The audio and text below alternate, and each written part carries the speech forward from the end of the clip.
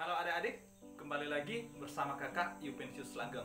Nah, pada kesempatan ini kita akan pelajari materi akuntansi. Tapi yang khusus yang kita akan pelajari pada kesempatan ini adalah mengenai penyusunan siklus akuntansi perusahaan jasa. Nah, ada beberapa pokok pembahasan kita yang akan kita pelajari di sini. Ada dua pokok pembahasan yang akan kita pelajari. Yang pertama adalah mengenai aturan debit kredit pada penyusunan akuntansi perusahaan jasa. Yang kedua adalah pengkodean akun atau pembuatan kode akun pada akuntansi perusahaan jasa. Nah, kedua hal ini akan kita pelajari bersama-sama. Nah, yang pertama yang akan kita pelajari adalah mengenai aturan debit kredit pada penyusunan akuntansi perusahaan jasa. Nah, seperti apa sih penyusunan debit kredit pada akuntansi perusahaan jasa? Nah, pada materi sebelumnya kita sudah belajar mengenai persamaan dasar akuntansi. Nah, di dalam persamaan dasar akuntansi terdapat bahwa aset sama dengan ekuitas plus liabilitas, atau aset sama dengan liabilitas ditambah ekuitas. Nah, atau harta sama dengan utang ditambah modal. Nah, harus ada keseimbangan di sebelah sisi kanan maupun di sebelah sisi kiri. Oleh karena itu, karena penjelasan mengenai persamaan dasar akuntansi yang sangat mendasar dan mungkin sulit untuk dipahami, oleh karena itu kita akan mempelajari mengenai bagaimana sih penyusunan aturan debit kredit pada penyusunan akuntansi perusahaan jasa.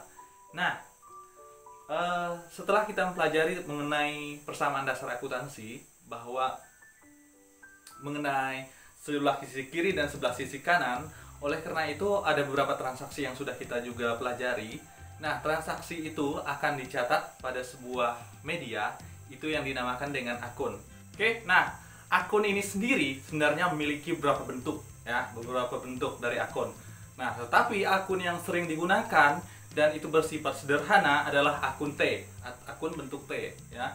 Nah, akun T atau T akun ini adalah akun yang sebenarnya sederhana dan sering digunakan oleh orang-orang untuk mencatat transaksi akuntansi itu sendiri. Seperti apa sih bentuk akun T? Nah, coba kita lihat di sini bahwa akun T berbentuk seperti ini. Bahwa di sisi kiri merupakan, atau sebelah kiri merupakan sisi debitnya, ya, debit. Kemudian di sebelah kanan adalah sisi kredit. Di sini membentuk T, bahwa akun T berarti akun yang membentuk T. Oke, nah selanjutnya yang kita perhatikan dari yang pertama tadi adalah mengenai bentuk akunnya, ya. Yang kedua adalah saldo normal. Saldo normal pada saat pencatatan sesi debit dan sesi kreditnya. Oke, ya. Nah, di sini ada lima bagian. Ya. Yang pertama adalah mengenai aset, yang kedua adalah kewajiban, yang ketiga adalah ekuitas, yang keempat adalah pendapatan, yang kelima adalah beban.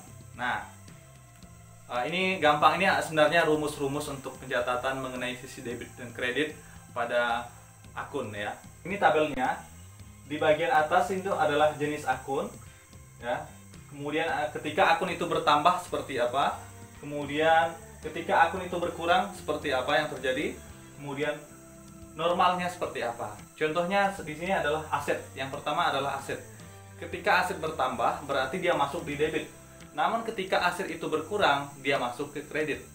Nah, tetapi normalnya sebenarnya aset itu pasti di debit. Ya, sebenarnya normalnya, ya. Nah, yang kedua adalah kewajiban. Kewajiban, ketika kewajiban itu bertambah, nah berarti dia di kredit, ya. Nah, ketika kewajiban itu berkurang berarti dia di debit, ya.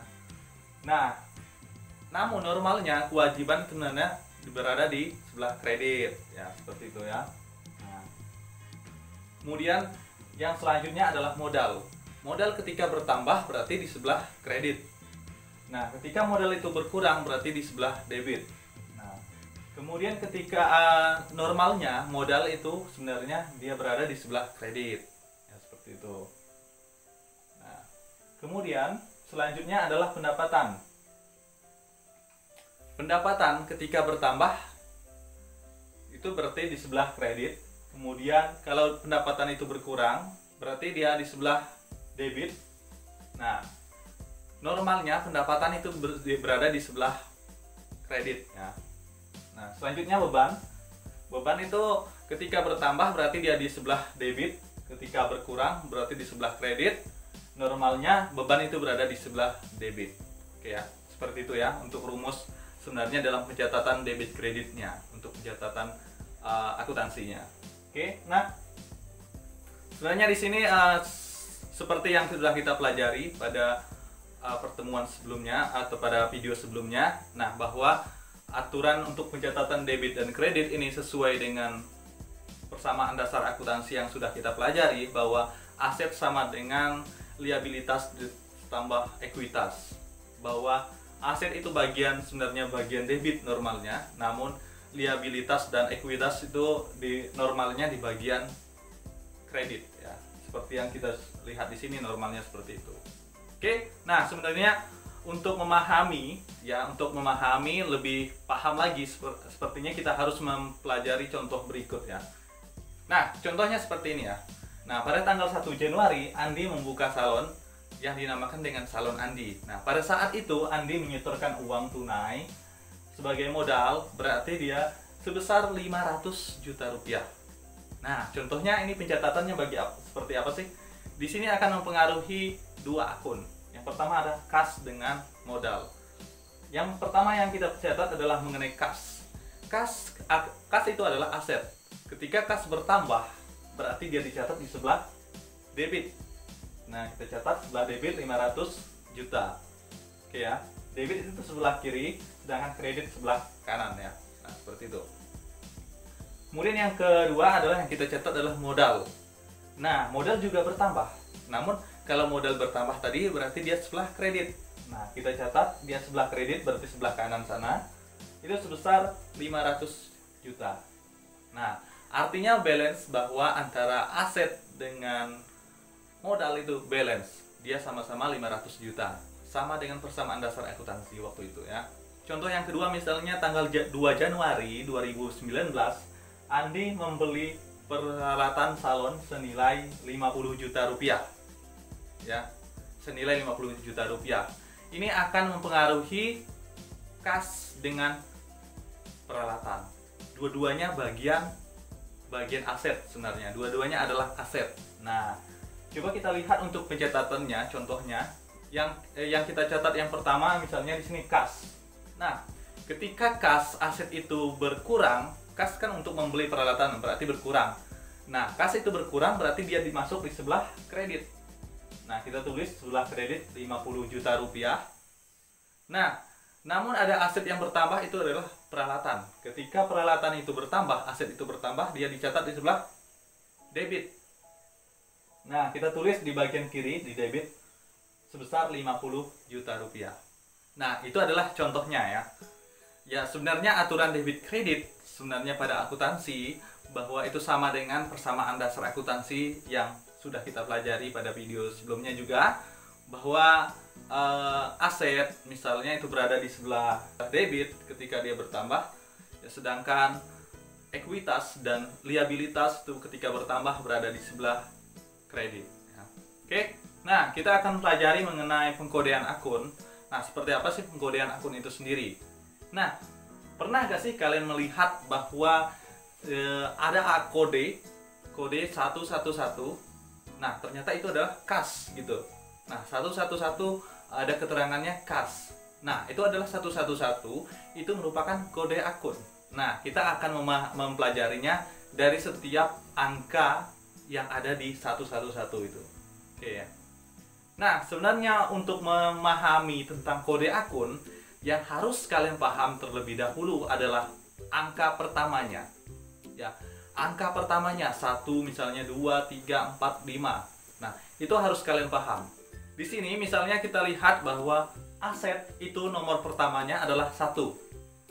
Yang kedua adalah ketika kewajiban, ya kewajiban nomornya adalah angka pertamanya adalah 2. Sedangkan 3, nomor 3 itu adalah modal. Ya, ketika angka pertamanya 3 itu adalah modal. Kemudian ketika angka pertamanya 4 itu adalah pendapatan. Nah, ketika angka pertamanya 5 itu adalah beban. Ya, kalian harus memahami angka pertama dari setiap kode-kode akun itu sendiri. Kita bahas satu persatu dari setiap angka ini sendiri ya. Nah, kita bahas satu persatu. Yang pertama, angka pertama. Angka pertama di sini menunjukkan klasifikasi adalah seperti seperti aset ya dan sebagainya tadi ya yang sudah kita pahami. Nah, selanjutnya contohnya di sini 1110 gitu ya. Nah, selanjutnya adalah angka kedua. Angka kedua sebenarnya yang menunjukkan subklasifikasi dari akun itu sendiri. Nah, contohnya misalnya 11 itu adalah aset lancar ya. 112 aset tetap, misalnya aset lancar seperti kas gitu ya. Kemudian 112 itu adalah aset tetap seperti kendaraan, gedung dan sebagainya ya. Nah, seperti itu. Ya. Nah, dan sebagainya ya. Begitu juga dengan beban, pendapatan dan lain-lain. Nah, seperti itu ya. Oke, nah yang selanjutnya adalah angka yang ketiga. Oke ya, nah, contohnya di sini ya, angka ketiga misalnya 111 itu adalah kas. Berarti menunjukkan klasifikasi secara spesifik dari klasifikasi tersebut. Bahwa ini adalah kas. 111 adalah akun kas misalnya. Atau di sini 122 menunjukkan peralatan. Nah, bahwa 11 tadi, nah 111 berarti kas. Kalau 111 dia adalah akun lancar. Nah, kalau satu doang dia adalah aset. Oke. Nah, yang terakhir adalah angka yang terakhir ya. Nah, misalnya kalau angka yang keempat, ada angka keempat misalnya. Misalnya kalau ada angka keempat ya, tetapi perusahaan-perusahaan jarang juga menggunakan angka keempat kecuali perusahaan yang memiliki cabang ya, banyak cabang ya. Kalau perusahaan kecil tidak menggunakan angka keempat, cukup angka yang ketiga begitu. Nah, contohnya angka keempat adalah akun, sebenarnya ini adalah menunjukkan angka sub spesifiknya, sub dari spesifiknya. Contohnya misalnya di sini bank BCA gitu ya. Nah, atau misalnya kas 110 misalnya ya, atau 1111.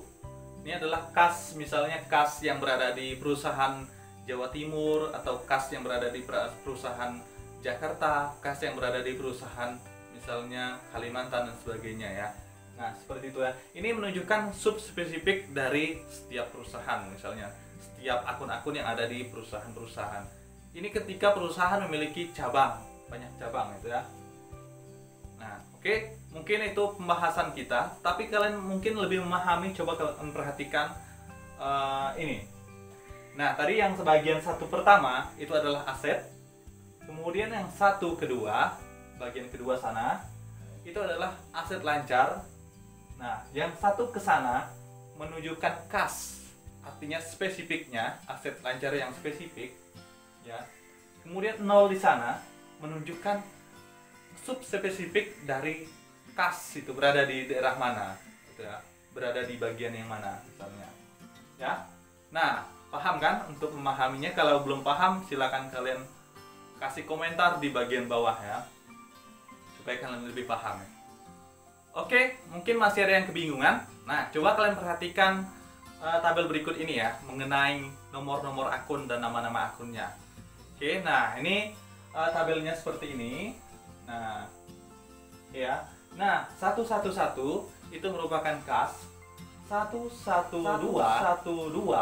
itu merupakan piutang. 113 merupakan sewa dibayar di muka. 114 merupakan perlengkapan salon. 121 tanah. 122 bangunan. 123 akumulasi penyusutan bangunan. 124 peralatan. 125 akumulasi penyusutan peralatan.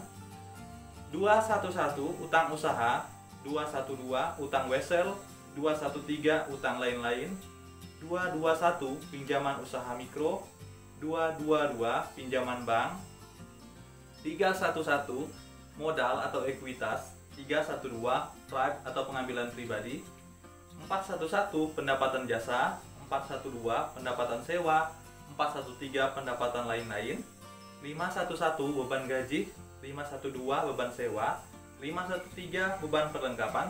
514 beban air, listrik dan telepon. 515 beban lain-lain. 521 beban penyusutan bangunan. 522 beban penyusutan peralatan. 531 beban. Boleh gak sih kalau misalnya saya tidak memiliki sewa dibayar di muka, gitu ya? Tidak memiliki akun sewa dibayar muka, terus saya mau buatnya nomornya misalnya akun perlengkapan di 113 gitu ya. Sedangkan kalau di sini kita lihat bahwa akun perlengkapan 114. Namun saya mau buat di 113 akun perlengkapan karena tidak ada sewa dibayar di muka. Ya, boleh-boleh aja ya. Karena itu ada termasuk aset lancar juga. Nah, aset lancar itu kita mau buat akunnya ketika tidak ada akun. Nomor akunnya selagi nomor akunnya aset lancar silakan dibuat ya. Tergantung kebutuhan perusahaannya masing-masing. Oke, seperti itu ya. Nah, oke. Nah, itu saja yang menjadi pembahasan kita pada video kali ini. Jangan lupa ikuti video selanjutnya, kita akan membahas mengenai penyusunan, pembuatan atau pembuatan jurnal umum pada akuntansi perusahaan jasa ya. Nah, jangan lupa di subscribe juga, di like, kemudian di share sehingga menjadi berkat bagi orang lain ya. Oke, terima kasih.